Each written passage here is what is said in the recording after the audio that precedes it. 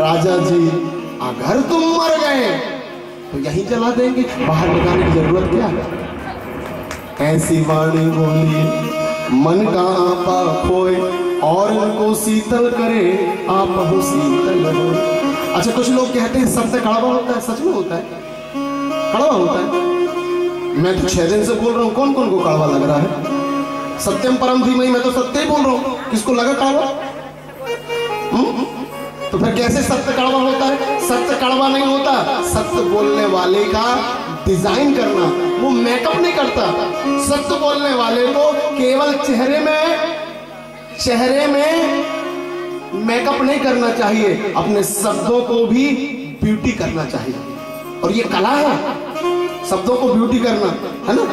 उसको पाउडर लगाना, शब्दों को, चेहरे को बहुत लगा लिया हम सब ने, शब्दों को पाउडर लगाना, शब्दों को फेयर एंड लवली लगाना, और शब्दों को सुंदर बनने चाहिए। सब बुरा मत मानिएगा, लेकिन शब्दों को कभी कौन ने सुंदर बनाए? जैसे आया मुंह में। ध्यान रखिएगा, दुनिया में 84 लाख योनि है, केवल 2 को बोलने का अधिकार है, एक मनुष्य और दूसरा तोता। आदरणीय श्रोता जन, सुखदेव, इसके अलावा किसी को। एक स्वाविवेक से बोलता है और दूसरा सीख के बोलता है। अगर स्वाविवेक से बने तो स्वाविवेक से, नहीं तो कोचिंग करिए बोलने की अदाओं, मीठा बोलने की कोचिंग करिए। हमने तो की है वृंदावन में जाके, कैसा बोला जाए, कैसे सब्जेक्ट रखा जाए, तो सत्य को प्रस्तुत कैसे किया जाए। एक राजा काना था। कैसा था? काना जानते हो? यस। उसको फोटो की बड़ी शौक। अच्छा, लोग हों कैसे ही, लेकिन फोटो की बड़ी शौक होती है। मैंने बताया कल गिर गए।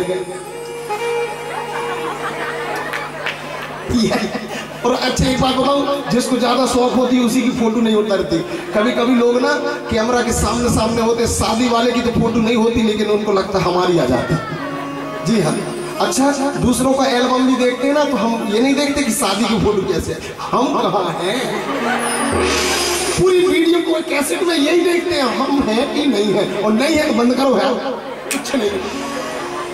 तो ये सबको शौक होती है, उसको भी शौक थी, लेकिन था क्या? काना।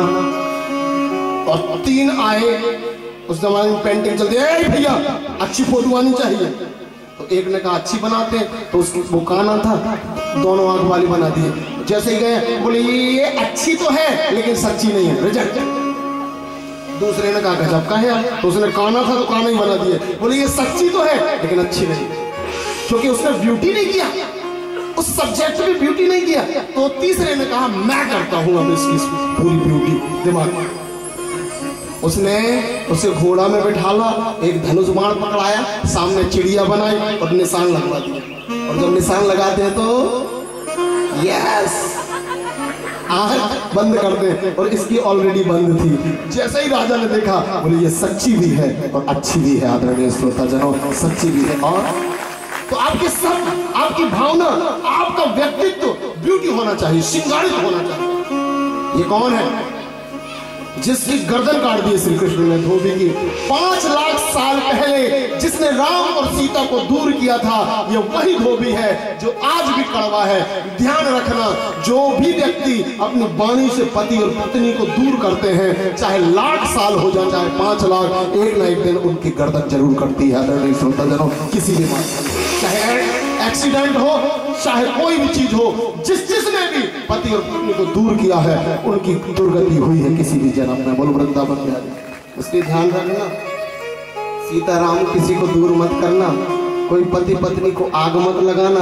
नंद बन के, सास बन के, पड़ोसी बन के, मायके वाले बन के, ससुराल वाले बन के, जो भी अब पति पत्नी को दूर करते हैं उनकी गर्दन कटती है। और जो पति और पत्नी को मिलाते हैं वो विश्वामित्र बन जाते हैं। आदरणीय श्रोता जनों, विश्वामित्र, विश्व के मित्र बन जाते हैं।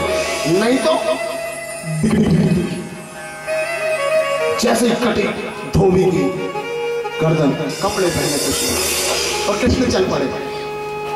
अब श्री कृष्ण को लग रहा है यार कि अब सब कुछ तो मिल गया, लेकिन कुछ माला आला मिल जाते। तो एक आ रही थी बदसूरत से, क्या नाम था उसका? कुब्जा। कुब्जा कौन थी मालूम है? शूर्पणखा।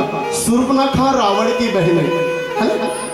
उसने क्या कहा था? तुम सम पुरुष न मोशम नारी, राम से कहा था। राम के पास शूर्पणखा गई और शूर्पणखा के राम ने लक्ष्मण के द्वारा नाक कान कटवाया, ठीक करा कि गलत का ऐसे करो या ऐसे करो, ठीक किया?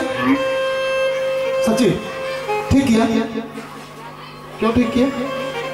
तो फिर तो तुम्हारी और हमारी सबकी नाक कटेगी। आप कहेंगे क्यों कटेगी? हाथ जोड़ो।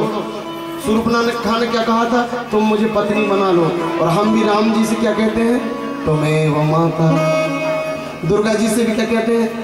पिता तुम्हें ही वो। शंकर जी से भी क्या कहते हैं? तुम्हें ही वो बंधु। और हनुमान जी से भी क्या कहते हैं? सखा तुम्हें ही वो। और सबसे क्या कहते हैं? तुम्हें वो विद्या द्रविड़म तुम्हें वो।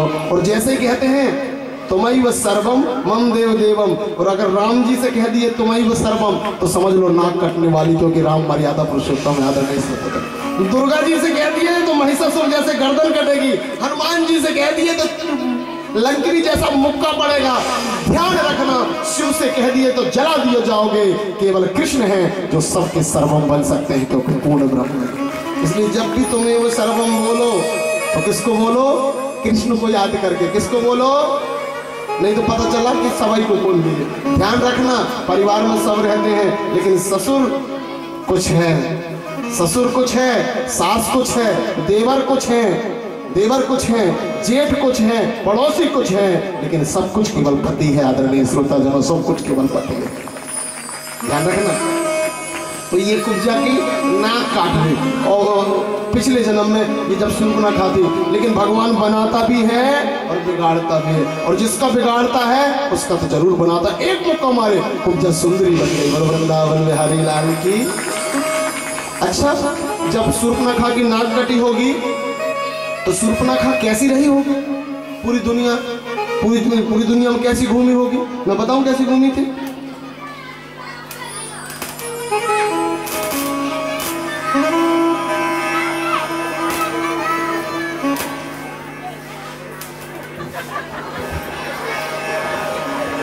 हंस भी लीजिए और ताली भी बजा लीजिए। जिन जिन बच्चियों की नाक कट जाती है, पुलक सागर जी कहते हैं, वो स्कूटी में, कॉलेज में और शहर में ऐसे ही घूमते हैं। बोलो वृंदावन बिहारी वाले की। जिनकी नाक और कान नहीं कटे हैं वो कभी मुंह नहीं ढकते। वो कौन ढकता है? यस, मैं नहीं बोल रहा हूँ, जैन संत बोलते, मैंने तो उनकी बातों को रखा है। ध्यान रखना, वहीं से पिता के सामने से निकल जाती है, वहीं से भाई के सामने से, पड़ोसी के सामने से निकल जाती है। ये केवल मुंह ढांकना नहीं है, घर से रोक दीजिए। बिटिया मुंह ढांकने की जरूरत क्यों पड़ रही है? तू मुंह दिखा, क्योंकि दुनिया में तू सबको देख रही है तो सबको अपनी सुंदरता दिखा, क्योंकि परमात्मा छिपते नहीं है, दिखते हैं। बोलो वृंदावन बिहारी परमात्मा। और अगर तुम्हें दिखाना पड़ रहा है तो आप परमात्मा नहीं है। सॉरी, अगर बुरा लगे तो कल और आना, परसों बिल्कुल। राधे राधे बोलना पड़ेगा। जी हाँ। अच्छा, जाकी रही भावना जैसे लोगों ने खूब नक्कटा वाला काम किए, तो कोरोना में अब सबको मुंह छिपाना पड़ रहा है। 2 गज दूरी, मास्क है, छिपाए रहो। कितना छिपाओगे? नक्कटापन कर रहे हैं हम। क्यों? क्योंकि हम जाते हैं भगवान के पास काय के लिए? दर्शन करने। और जैसे ही दर्शन करने जाते हैं, सीढ़ियों में चढ़ते हैं और किटकिट आगे आंख बंद, भगवान मोबाइल लिस्ट, मोबाइल लिस्ट, और जहां आंख बंद करना चाहिए वो टीवी के सामने पिता ऐसे बैठे, माँ ऐसी बैठी, और बिल्कुल असली दृश्य में फंसाते हैं वो टीवी वाले। इतनी सी स्टोरी, जवान बेटी, जवान बेटा, बहू भी खड़ी। शास्त्र कहता है जिस परिवार में बहू बेटा आ जाए तो उस घर के माता पिता को अपना कमरा, अपना बिस्तर बदल लेना चाहिए। एक घर में 2 पीढ़ी भोग नहीं करते, लेकिन एक टीवी में जब 4 पीढ़ी दर्शन करते हैं और भोग करते हैं तो मुंह छिपाना पड़ेगा। आदरणीय श्रोताजनों, कोरोना जान लेगा। बोलिए वृंदावन बिहारी लाल। क्यों ऐसा कर रहे हैं? प्लीज संयम रखना पड़ेगा। श्री कृष्ण ने गर्दन काटी और कुब्जा को ठीक किया। कुब्जा ने रति सुख मांगा, योगेश्वर ने रति सुख दिया। हर स्त्री को रति धर्म जब देते हैं तो संसार बनता है, और कुब्जा संसार बनाने वाली सृष्टि है। बोलिए वृंदावन बिहारी लाल की, जिसको अधिकार। उसके बाद श्री कृष्ण ने हाथी को मारा, उसके बाद धनुष भंग किया, उसके बाद मुष्टिक चाणूर को मारा, उसके बाद कंस को मारा, उग्रसेन जी का दर्शन किया और उसके बाद अपने माता पिता के पास आए। माता पिता 22 सालों से, देवकी और वसुदेव जी कितने सालों से बंद हैं जेल में? सभी कहेंगे 22 साल से। कितने सालों से बंद हैं? अच्छा एक बात बताइए, देवकी और वसुदेव के उस तप का ऋण विश्व में कोई उतार सकता है? ऐसे करो, उतार सकता है? उनके लिए हमें दुआ करना चाहिए, करना चाहिए। आपसे भी एक निवेदन करूं, जितनी भी बिटिया के माता पिता हैं, जो तुम्हारी बिटिया है ना, उसके सास ससुर उसके असली माता पिता हैं। कई लोग कई माता पिताओं की आदत होती है शुरू से सिखाते सास ससुर कितने दिन के हैं। गजब की फिलॉसफी सिखा रखी है। और फोन भी करेंगे और थोड़ी परेशान कर दें, सुन तो कितने दिन के। ध्यान रखना, जड़ को काट के पत्ता को हरा कर सकते हैं। एक बात बताओ, पति के माता पिता को मरने की दुआ। कई लोग तो ऐसे ही घर ढूंढ रहे हैं जहां पे सास ससुर ना हो तो मेरी बिटिया सुखी हो। जिस पेड़ में जड़ नहीं होती ना, उसमें पत्ते हरे नहीं होते। और जिस घर में माता पिता को बद्दुआ दिया जाती है ना, वहां सुहाग जल्दी खत्म हो जाता है। आदरणीय श्रोता जनों, ध्यान रखना, फिर केवल तुम्हारी बिटिया रहेगी और धन रहेगा, लेकिन परिवार नहीं। मैं आपसे निवेदन करूं, हमारे शास्त्रों ने क्या कहा है? समधन। क्या कहा है? समधन। समधन का मतलब क्या है? समधन, आधा धन तुम्हारा है, आधा धन मेरा है। हम दोनों सम बन जाए और आ हृदय से लगाएं और समधन बनकर इस विश्व का निर्माण करें। आदरणीय श्रोता जनों, कौन कौन समधन है जो अपनी समधन से गले मिलती? 1 2 और बाकी क्या हुआ है? समधन। समधि का मतलब क्या होता है? समधि का मतलब होता है संधि। प्रकाश और अंधेरा एक साथ कभी नहीं मिलते, लेकिन एक समय होता है जहां पर मिलते हैं, उसे कहते हैं संध्या काल। ध्यान रखना, पुरुष जो है, पुरुष वाले सूर्यवंशी हैं और कन्या वाले चंद्रवंशी हैं, दोनों मिलते हैं, उसे संधि और समधि कहते हैं। आदरणीय श्रोता, लेकिन पहले के जमाने में मालूम है, समधि समधन आ जाते थे तो पूरा घर में जयकार, समधन आई। हाँ, तो समधन भी बाजू से गाली देती थी और गाली भी अच्छी लगती थी। तेरे 16 बाप के, तेरे 18 बाप के, ऐसो घर देखे थे। और समधि अच्छा खाते थे, पेट भरता था। पहले गालियां भी मीठी लगती थी, क्योंकि प्रेम से दी हुई गाली भी अच्छी है और कपट से दी हुई गुलाब जामुन भी अच्छी नहीं है। आदरणीय श्रोता जनों, गुलाब समधन समधि, आओ, ये दोनों माता पिता हैं। न बच्ची अपने माता पिता का ऋण चुका सकती है, न बेटा अपने माता पिता का ऋण चुका सकता है। अरे साहब, आप अपनी पत्नी के माता पिता से निवेदन करो और बिटिया अपने सास ससुर से निवेदन करें, कैसे चुकाएं जन्मदाता आपका ऋण? अब बताइए, कौन सी कुर्बानी दें? कैसे चुकाएं? माता पिता बिटिया के ने भी सांस दिया है और बेटों के ने भी, और दोनों समधन हैं, समधि हैं। इनका ऋण दोनों को चुकाना है। कैसे? मैं आपको बताऊं, आप बुरा नहीं मानना। मैं 1 बजे रात को उठा, 1 बजे रात को उठा और 1 बजे अपनी पत्नी को, अपने परिवार को, उनकी बड़ी मम्मी के स्वर्गवास में जाकर बाहर से छोड़ा, क्योंकि जो माँ खत्म हुई है वो मेरी पत्नी की जान थी। जितनी ये माँ कीमती है, उतनी सासू माँ कीमती है। आज मैं रो पड़ा, मेरी माँ चली गई। ये क्या है? यही तो जीवन है। जिनने मुझे राम दिया, मुझे अनु दिया, ऐसे रिश्ते कहाँ से लाऊं? कैसे चुकाऊं? सभी बोलिए, कैसे चुकाऊं इन सांसों के मोल रे? कैसे चुकाऊं इन सांसों के मोल रे? जन्म देने वाले इतना तू बोल रे, जन्म देने वाले इतना तू बोल रे, जन्म देने वाले इतना तू बोल रे,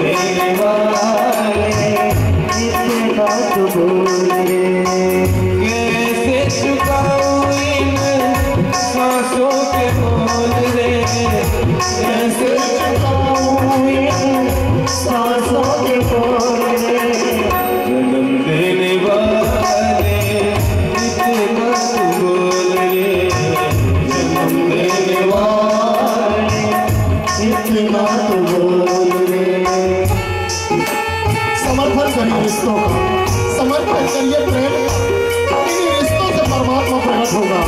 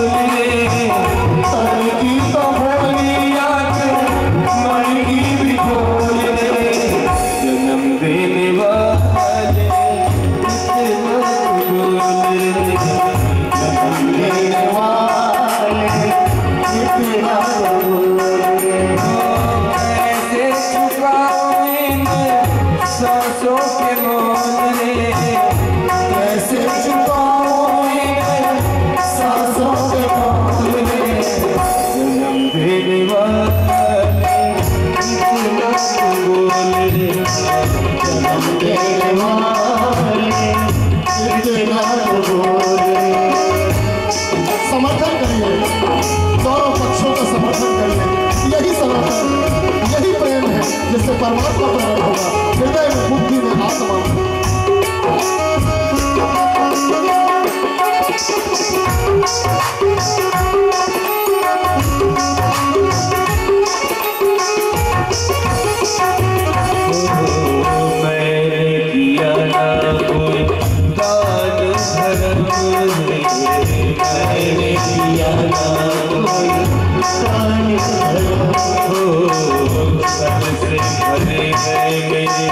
सारे कदम रे छवि से भरे हैं मेरे सारे कदम, किसी से न बोले मेरे दो मीठे बोल रे, किसी से न बोले मेरे दो मीठे बोल रे, जन्म देने वाले इतना बोल रे, जन्म देने वाले कैसे चुकाऊं इन सांसों के मोल रे, कैसे चुकाऊं इन सांसों के मोल रे, देने वाले इतना बोल रे, देने वाले इतना बोल रे, देने वाले। आदरणीय श्रोताजनों, महाराज जी से निवेदन, बारात भी जल्दी लाने की कोशिश करें, मौसम बहुत गंभीर है। ऐसे बैठिए। देवकी और वसुदेव जी से श्री कृष्ण ने क्षमा मांगा और हर माता पिता अपने हर बच्चे अपने सास ससुर अपने माता पिता से ऋण चुकाने के लिए निवेदन करें कि सनातन संस्था। ऐसे बैठिए। श्री कृष्ण सांदीपन गुरु जी के यहाँ पढ़ने गए। हर बच्चियों से मेरा निवेदन है, आप बुद्धिमान हैं, सब बच्चियों के लिए जोरदार ताली बजाइए। आप बुद्धिमान हैं, लेकिन जब कृष्ण जगत गुरु होके पढ़ने गए, गुरु को मान दिया। मैं निवेदन करना चाहता हूँ, ससुराल के कुछ रूल्स होते हैं जिन्हें हमें सीखने होते हैं, नियम होते हैं, कुल की पूजा होती है, अपने अपने सम्मान होते हैं। जो कृष्ण सांदीपन के यहाँ विद्या अध्ययन करके और सांदीपन के पुत्र को लौटा देते हैं सागर से लाके, वही बिटिया करती है ससुराल के रूल को फॉलो करके ससुराल की चीज़ों को सीख के उनका कुल कहीं खोया रहता है, उसे अपने गर्भ के द्वारा संसार से ढूंढ के प्रकट कर देती है। बोलो वृंदावन बिहारी लाल की लो गुरु दीक्षा ले, जोर से बजा लीजिए, कुल को लौट देती है। खोए हुए संतान, खोए हुए दादा दादी जो कहाँ से आते हैं? अपनी अपनी बहू के लिए जोरदार ताली बजाइए। यही कृष्ण है ना? शांतिवन गुरु जी को लौटाए थे ना, बिटिया भी बहू भी लौटाती है ना हमारे कुल को। एक बार और ताली बजनी चाहिए और इसकी इज्जत भी होनी चाहिए। ध्यान रखना, श्री कृष्ण को भोजन अच्छा नहीं लगता। क्यों? क्योंकि मायके की याद आती है। बिटिया को भी नए नएपन में भोजन अच्छा नहीं लगता, नहीं लगता ना? लेकिन उद्धव समझाते हुए क्या कहते हैं? उन गमारों की याद मत करो। श्री कृष्ण को धक्का लगता है। और ससुराल के कुछ उद्धव होते हैं जो पढ़े लिखे तो होते हैं, लेकिन बिटिया के बहू के मायके वालों को गमार कह देते हैं। ध्यान रखना, कृष्ण की नजरों में उद्धव गिर जाते हैं और बहू की नजरों में ससुराल वाले गिर जाते हैं। सही है या गलत? अब ध्यान रखिएगा। उद्धव जी जब देखने गए, मैं एक निवेदन करना चाहता हूं। उद्धव जी जब देखने गए, क्या समझाने गए, तो एक पत्र ले गए। हर माता पिता से निवेदन है मेरा, ससुराल वालों से, ससुराल जी वालों जी, कभी भी बहू को ना छोड़ के ससुराल मत जाया करो मायके उसके। कई लोगों की आदत होती है, अगर सत्यनारायण कथा है ना, तुम रहन दो ना, हम तो जा रहे हैं, ऐसे कहते तुम रहन दो ना, हम तो हैं। ध्यान रखना, जैसे कृष्ण का इंतजार इतना सा बच्चा कर रहा था ना, बड़े कर रहे थे, बुजुर्ग कर रहे थे, और जब उद्धव गए और पूछा कि कृष्ण का महल कहाँ है, तो एक बच्चा कहता है कृष्ण को तो तुम छोड़ आए, अब आंसुओं को पकड़ लो, कृष्ण के महल तक पहुंच जाओगे। ध्यान रखना, जब हम वहां पूछते हैं गांव में कि फलानी बिटिया का मकान कहाँ है, तो गांव वाले कहते हैं उस बहू को तो छोड़ आए, अब आंसुओं को पकड़ लो, बहू की कुर्बानी समझ में आ जाएगी। आदरणीय श्रोताजनों, प्रेम समझ, इसलिए जब भी जाओ ना, अपनी बहू को लेके जाओ साथ में। क्यों? क्योंकि इतना सा भाई बहन सब देखते हैं, हमारी दीदी आएगी, हमारी दीदी आएगी। 2 महीने हो गए, 3 महीने हो गए, क्योंकि मालूम है श्री कृष्ण से पूरे ब्रजवासी प्रेम करते हैं और बिटिया से पूरा मायका प्रेम करता है। आदरणीय श्रोताजन, और एक बात और बता दूं, जब असली प्रेम का दर्शन होता है ना, तो हम कहते हैं लगता है हमारे बेटे को कोई ने कुछ जड़ी दिला खिला दिया, कुछ भभूति खिला दिया, ससुराल ही ससुराल जाता है, ऐसे ही कहते हैं, ससुराल ही ससुराल जाता है। तो ससुराल मतलब बिटिया का मायका। मायका का नाम क्या है मालूम है? सभी बोलिए, वर। राधा कहाँ रहती है? बोलिए वर, जोर से बोलिए, वर साना। वर मतलब दूल्हा, साना मतलब शान, और साना मतलब महाशान। जहां पर दूल्हे को असली प्रेम मिले वो राधा का वरसाना है। आदरणीय श्रोताजनों, वरसाना है। ध्यान रखना, कोई पुड़िया नहीं खिलाई, कोई ताबीज नहीं बांधी, कोई तुम्हारे लड़के को अपने कब्जे में नहीं किया है, वहां असली प्रेम मिल गया है, इसलिए वरसाना वो बार बार जा रहा है तुम्हें छोड़ के। तुम भी असली प्रेम दो अपने बच्चे को, तुम्हारे ही पास रहेगा। अच्छा, कुछ लोग कहते हैं, कुछ बिटिया शिकायत करती हैं कि पापा जी आप बड़े गंदे हैं, भैया को विदा नहीं करें, हमें करें। एक बिटिया ने शिकायत किया, पापा जी आप गंदे, हमें विदा नहीं करें, आप हमें विदा करें, भैया को नहीं करें। पिताजी कहते हैं बताऊंगा। इतने में 1 साल बीत गए, जब भी फोन करती यही कहती, पिताजी आप गंदे, हमें विदा करें, भैया को नहीं करें। पिताजी कहते हैं बताऊंगा। 1 संतान हो गई, उसके बाद 2 संतान हो गई, 7-8 साल बीत गए, जब भी फोन करती पिताजी आप अच्छे नहीं। अब बच्चे स्कूल जाने लगे। एक दिन पिताजी पहुंचे 8 साल बाद। पिताजी ने कहा बिटिया जल्दी तैयारी कर लो, बिल्कुल परीक्षा चल रही थी बच्चों की, जल्दी तैयारी कर लो, अब मायके में चलना है पूरे से। तो बिटिया कहती शर्म नहीं आती, बच्चों की परीक्षा है, मैं तुम्हारे घर